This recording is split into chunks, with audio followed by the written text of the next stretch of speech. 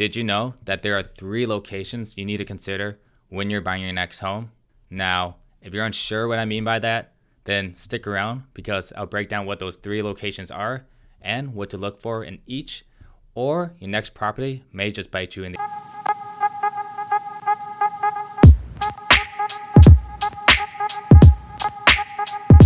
What is going on, everyone, and welcome back to another Let's Talk Real Estate Sunday.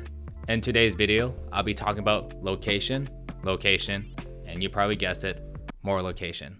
So just like I said in the intro, there are 3 aspects of location you need to consider when you're finding your next property. You see, most homebuyers just think of the bare minimum when it comes down to their location requirements, and they focus too much on the property itself, but in reality, both are equally as important. Now, if you're from the area that you're interested in, and you know it like the back of your hand, then this video may not be for you. This is for the people that are either relocating from another state, or they're moving from the other side of town. But I still say stick around because you may learn a thing or two. So let's jump right into the first and the most broad location, and that's the 5 to 10 mile radius of the home that aren't so obvious. So here are some examples. Maybe there are train tracks just a few miles away, and every day at 3 a.m., a cargo train just goes right through town. That could be one. Or how about this? Possibly the community is located near an airport and there's constant noise from planes just going over the home. That could be another. Or here's a stinky one. Maybe the home is located near a landfill, and depending where the wind shifts, you may smell it. Oof. Okay, so that's enough of those extreme examples. Let's talk about the obvious things that you need to consider. You need to figure out all the main activities that you do on a daily to weekly basis, such as finding the closest convenience stores, shopping malls, hiking trails, parks, airports, or major cities, as well as the closest emergency centers such as a police station, hospital, fire department. And if you travel a lot, is the home a convenient drive to a major highway, or does it take about 30 minutes or so for you just to get to an interstate? And also, if you're buying a single family home in a community, you should be asking how the school districts are, even if you don't have kids of your own yet, or if they're already grown up and out of the house. The reason is because school districts are a big factor for the home value, and it can make or break a deal for the next family. But the area that you buy your next home in isn't about all the obvious and immediate things.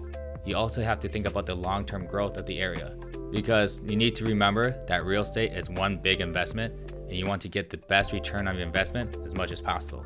So you need to continue your investigation work and find out what can affect the value of the home in the future. So do some digging, because the city could have plans to construct maybe a new shopping center, park, or some type of attraction that can be a pro or con for you and the community. Even though the majority of your decision will be towards the home itself, you need to make sure that you know everything as much as possible of the surroundings too, because you won't be able to enjoy a home if everything outside of it is a major inconvenience.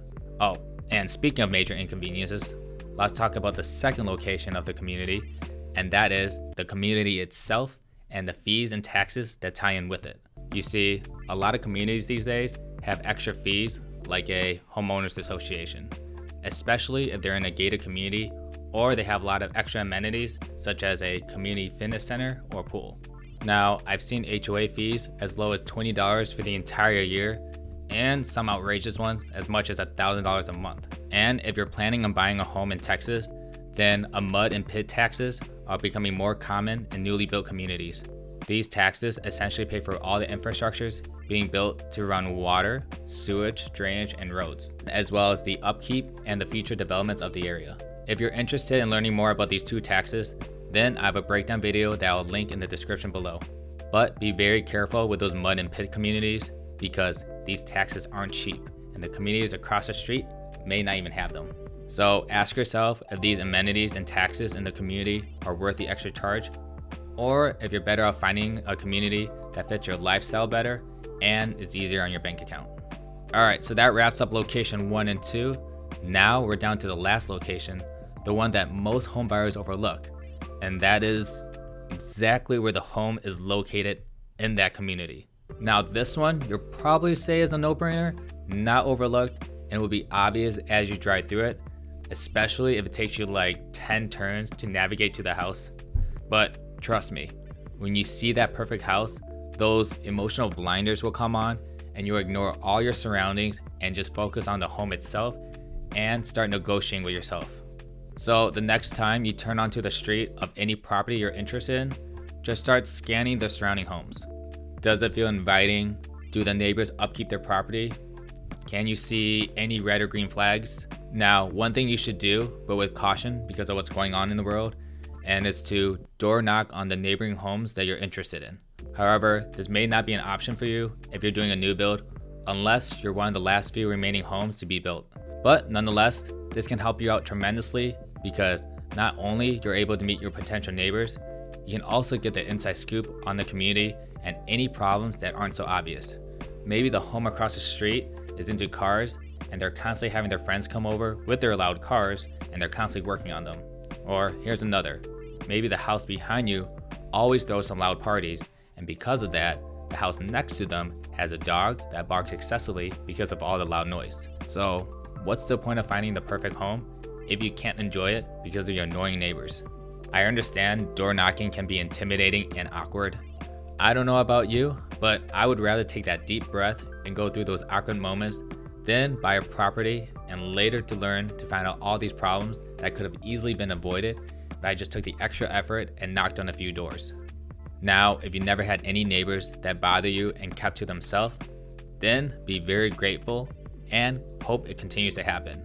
Honestly, the probability of having bad neighbors to the point where it makes you go crazy is very slim, but a good rule of thumb in life is to always think of the worst case scenario with any big investment and do your due diligence to see if any of the red flags you find are worth the risk.